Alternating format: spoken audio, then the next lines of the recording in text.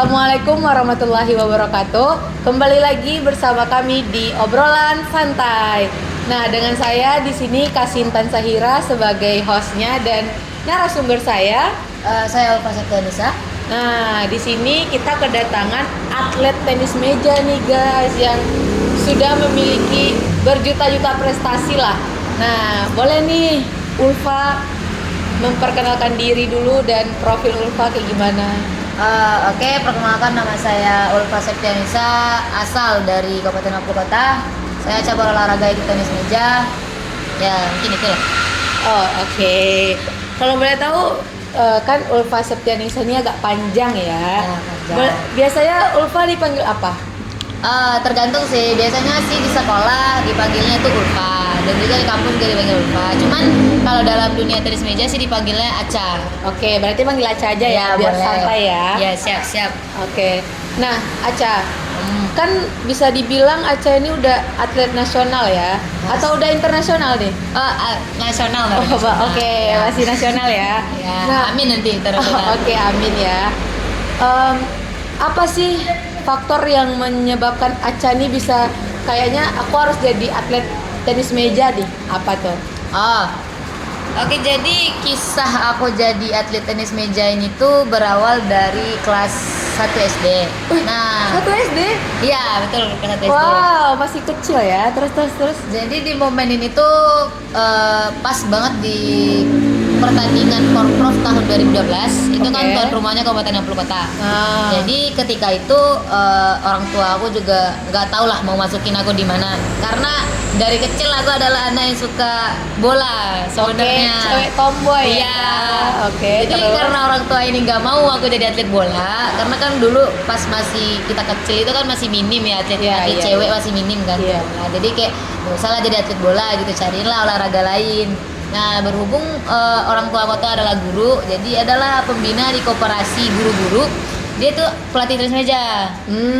Nah, dia nggak nyaranin jadi atlet tenis meja sih, cuman dia bilang bawalah dulu, dia nonton Porprov, kan ada banyak cabur tuh. Oh, iya. Nah, jadi nonton semuanya. Jadi nanti kalau dia ada yang mau, antarin latihan ke sana gitu. Oh, Jadi terus? setelah aku tuh lihat banyak pertandingan, kayak mulai dari volley dan lain-lainnya banyak lah. Terakhir aku ngeliatnya di tenis meja. Nah, pas di tenis meja ini adalah namanya Bang Amir Usama. Oke. Jadi dia itu waktu itu masih kelas 5 SD dan lawannya itu senior semua, nggak ada yang seumuran dia. Jadi karena dia yang kayak kecil hebat pula gitu, jadi kayak wow, dia keren banget masih kecil loh gitu. Jadi Iya. karena dia akhirnya kita mungkin Termotivasi lah. iya, aku mau jadi atlet tenis meja aja lah gitu. Nah, langsung lah dianterin latihan ke tempat pelatih aku itu. Berarti udah berapa tahun tuh kalau dari kelas 1 SD? Sekarang 2024, waktu itu 2012, berarti sekitar 12 tahun. Udah 12 tahun ya. Nah, pertandingan apa-apa aja nih yang udah pernah Aca lalui? Oke, pertandingan ya. Mungkin pencapaian tertinggi sih jatuh pada O2SN pas SD ya. Karena 2015 itu masih ada O2SN cabang tenis meja. Kalau Iya. sekarang kan udah nggak ada. Iya. Nah, pas 2015 ini aku berhasil menangin di Sumatera Barat untuk O2SN-nya, lalu mewakili Sumatera Barat ke nasional. Nah, sampai saat ini sebenarnya masih banyak sih ikut multi event kayak ke Jurprov, apapun Iya. pertandingan yang namanya Open Turnamen tenis meja tuh aku ikut. Iya. Cuman yang paling terakhir itu ya pra kualifikasi PON. Oh, lulus? Kalah PON-nya. Oh, kalah ponnya. Ketemu Jateng itu, Iya, kalah iya, kita. iya. Jadi Tapi- belum rezeki lah, Tapi ibaratnya kan- kan neraka. Tapi kan udah mencoba lah ya. Iya, kan? mencoba. Berlawanan dengan Ya, orang. tapi itu emang pengalaman pertama sih. Pengalaman pertama kali ikut prapon itu ya itulah. Tapi seru dong. Oh, kalau ditanya seru ya, sebenarnya sampai sekarang sih masih kangen ya momen-momen prapon itu kan tahun kemarin ya, Iya. prakualifikasi prapon tuh. Ya sebelum prakualifikasi itu kita 1 bulan udah TC di Tangerang. Nah, itu momen paling berkesan sih kayak oke gini ya atlet Jawa latihan gitu loh. Dan ternyata itu emang asik banget, kayak emang dunia atlet tuh ya emang bangun latihan, makan, sholat, latihan kayak gitu ya terus gitu kan. Gak ada mikirin kayak kita harus kuliah kayak gitu Iya, kan. Nah, iya. kita kan kalau dunia atlet di Jawa kan kayak Iya. gitu.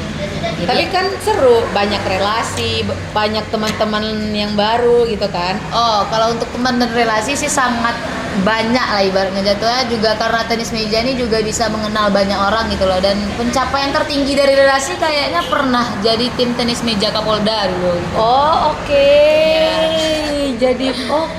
Pernah jadi tim Kapolda ya. Iya. Berarti emang banyak sekali ya prestasi yang pernah Aca lalui gitu kan.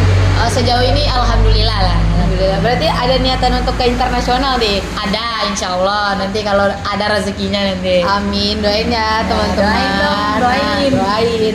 Nah, kan selama setiap pertandingan tuh pasti ada tuh kayak kalau pertandingan pasti setiap pertandingan itu beda-beda kan rasanya, ya kan? Beda-beda vibes-nya tuh. Nah, beda-beda. Nah, gejala mental apa sih yang Aca rasain sebelum pertandingan itu? Ya aku punya hal unik sih ya. Oke. Sebelum tanding itu tuh biasanya tuh aku tuh selalu sakit perut.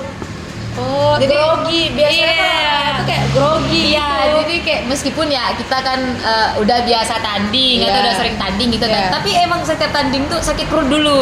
Mules terus. Ya, rasanya nggak mules, cuma sakit perut aja. Kayak Oke, sebelum oke. tanding tuh sakit perut terus gitu Iya. loh. Nah, sampai akhirnya kayak nanti udah masuk ke lapangan, udah main. Nah, nanti kalau udah dapet feel mainnya langsung udah hilang aja tuh sakit perut gitu. Oh, tapi kalau nggak dapet feel-nya sakit perut terus. Ya sakit perut terus dong. Berarti harus dapet feel-nya dong. Gak maksudnya itu kan lagi pemanasan dulu. Sebelum Oh. tanding kan ada pemanasannya itu Iya. sama lawan kan. Nah, biasanya di momen pas udah pemanasan ini udah bukan lagi perasaan grogi, tapi perasaan yang kayak greget tandingnya lagi yang kerasa gitu. Iya. Berarti di saat bertanding itu kayak harus ngerasain dulu ya apa rasanya bermain itu ya. Iya betul, karena kan di pemanasan itu kan kita nyari feeling gitu. Iya, nyari feeling dulu. Nah, kalau seandainya di pertandingan nggak dikasih pemanasan gimana? Sebenarnya agak sulit juga ya, Agak betul. sulit ya. Kadang juga di set-set awal itu emang kadang ngawur semua nih bolanya. Iya. Udah di spin ini juga ngawur Iya, gitu loh. iya Karena sih. kan emang nggak dapet ya feelnya. Iya. Karena kadang juga ada beberapa hal itu emang misalnya main pagi. Nah kalau main pagi itu biasanya kita datang lebih awal daripada jadwal. Jadi kita bisa tes meja dulu, bisa pemanasan dulu. Nah gitu biasanya. Cuman emang sakit perutnya emang khusus buat tanding aja biasanya. Jadi udah mau tanding tuh, pertandingan berikutnya di meja 3 dipertandingkan Ulfa, itu udah sakit perut langsung tuh. Oke. Terus kayak, aduh sakit perut lagi gitu. Nah, terus kan kalau misalnya di saat pertandingan nih, ada nggak sih kayak tiba-tiba hilang kepercayaan diri, tiba-tiba mentalnya jatuh, pernah nggak Aca ngerasain itu?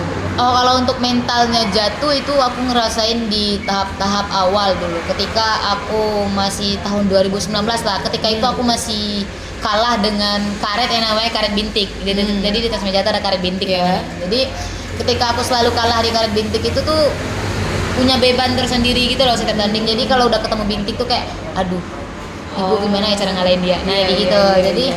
ya kayak gitulah kira-kira sebelum. Pokoknya kalau ditanya untuk mental yang tidak percaya diri, sejauh ini kayaknya biasanya selalu menguatkan diri untuk percaya diri gitu, tidak pernah enggak. Karena yang emang frustasi itu emang di momen 2019 sampai 2016 sampai 2019 itu emang setiap mau final ketemu sama Bintik itu udah sepatas semangat kayak udah kayaknya gue juara dua nih, ini juara dua nih, gimana nih gitu loh. Meskipun udah pede kan di awalnya, cuman karena emang belum mengerti dengan pertandingan karet bintik, jadi kayak agak frustasi gitu loh. Tapi untungnya dari 2019 itu aku pertama kali berhasil menangin lawan karet bintik. Nah dari situ tingkat percaya diri udah semakin tinggi lah. gitu. Langsung termotivasi. Iya, ya, kayak, betul. Lo udah kalah, Nah, apalagi gitu dia. kan. Kayak gue udah pede nih, apalagi Iya. nih apa karet ini gue udah berani nih gitu.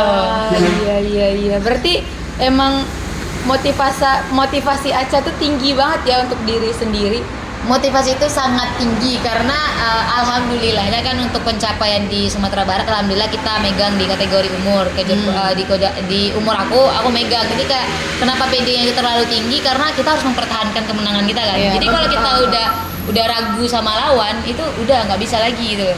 Pernah kejadian sekali itu momen pas aku baru naik ke kategori junior, sedangkan yang harusnya dia udah senior tapi itu masih tahun terakhir dia untuk di junior gitu loh. Iya. Jadi ketemu kan sama lawan yang senior aku kan, nggak seumuran kita tapi dia masih kategori junior. Jadi pas momen itu tuh malamnya tuh mikir kayak waduh aku nggak pernah lawan dia, dia juga keren nih mainnya gitu loh. Dan pas momen itu tuh padahal biasanya aku tuh termasuk jarang yang maksudnya tidur jam 8 atau jam setengah 9 tuh jarang. Nah pas momen itu tuh biasanya pas lomba tuh kan tidur jam 9, setengah 10. di momen itu tuh aku langsung tidur cepet karena mikir lawan dia nih, aduh aku lawan dia, Langsung, aduh gitu langsung kayak grogi ya. grogi.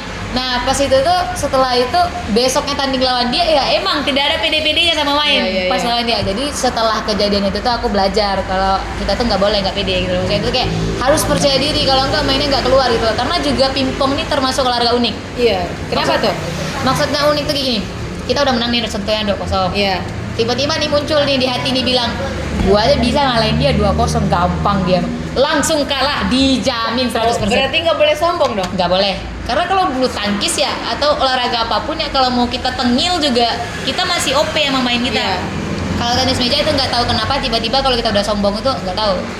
Ini gerakan padahal udah bener tapi tiba-tiba nggak masuk aja gitu. iya. Pokoknya nggak tahu aja gitu. Padahal teknik udah benar, Betul. tiba-tiba bolanya yang meleset gitu kan.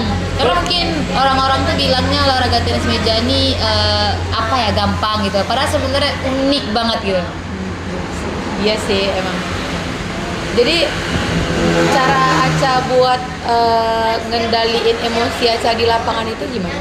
Kan pasti tuh ada yang bikin emosi. Iya, iya. Kan? Gimana tuh caranya? Jadi kalau seandainya emosi ya itu sering terjadi juga sih sebenarnya kan. Karena kalau untuk emosi itu sebenarnya juga masih stabilannya lah gitu. Jadi kalau aku untuk ngatasin emosi aku biasanya itu satu poin itu sorakannya semakin keras itu aku semakin ngelepasin beban rasanya. Oh. Jadi ketika poin meskipun aku ini udah berdebar banget ini. Iya, iya. Ini gue emosi sama dia, Iya. gue juga nggak bisa ngadalin diri gitu loh. Jadi satu poin yang masuk itu langsung sorak tuh, semakin keras soraknya berarti semakin banyak bebannya dalam. Iya.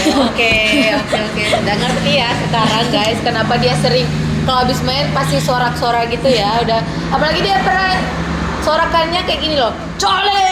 Fun fact guys, nanti kalau mau lihat siapa atlet tenis meja Sumbar yang paling keras suaranya itu aku. Nah, itu dia Aca namanya ya guys. Nah, kasih dong motivasi buat teman-teman di sana yang ingin jadi atlet walaupun bukan atlet tenis meja. Mungkin motivasi untuk menjadi atlet ya balik lagi kepada kita. Kalau kita jadi orang yang tidak percaya proses, tidak usah jadi atlet. Tapi kalau kita adalah orang yang ingin percaya dengan proses, perlahan asal pasti, baru kamu mau jadi atlet. Karena nggak ada orang yang langsung jadi atlet, Iya, pasti dan ada sekarang- proses ya kan. Sekarang banyak atlet yang kayak gitu.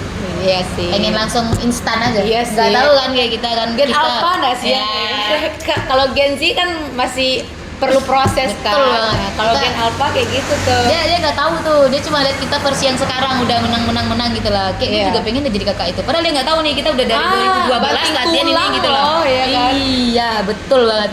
Itu banyak atlet sekarang. Jadi Oke. intinya itu ya guys, kalau mau jadi atlet berarti harus percaya proses. Kalau nggak mau percaya proses nggak usah jadi atlet. Oke, terima kasih banyak nih Aca. Sama-sama. Sangat-sangat menginspirasi banget dengan segudang prestasi ini loh, Aduh sampai amin ya Allah. sampai aku aja insecure loh melihatnya. Agak insecure gitu ya. Iya, agak. Tapi tahu nggak guys, fun fact-nya itu kami udah kenal dari kecil. Itu plot twist pada cerita hari ini tuh kami udah kenal dari kecil. Ya, tapi kami sempat dibilang kembar juga sama orang. Ya, kami juga sempat dibilang kembar, padahal nggak kembar kan, nggak ada mirip-miripnya kan. Mirip ya teman-teman. Nggak ada mirip-miripnya kan, itulah aneh orang-orang nih, emang aneh. Nah, baiklah, makasih ya. Iya, Aca. Sep, terima kasih juga. Makasih yo. Ya, sehat-sehat. Mudah-mudahan nanti sampai ke internasional. Amin. Amin. Oke, bye bye guys, dadah, assalamualaikum.